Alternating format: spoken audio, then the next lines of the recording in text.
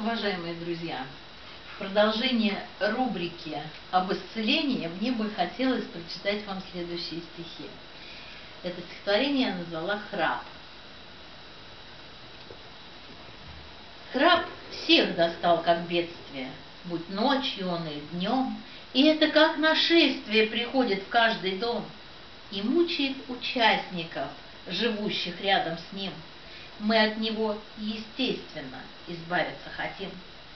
Всем портит настроение, кто слышит перелив, то грубый, то умеренный, то писк идет, то свист.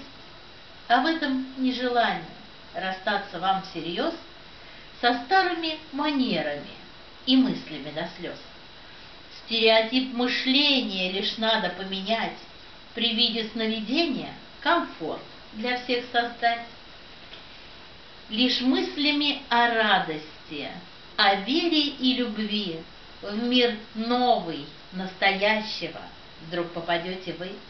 Желание появится чудесное создать, воспоминания прошлого забвению предать, а жизнеутверждение, несущее любовь, в бесспорном исцелении нам всем помогут вновь.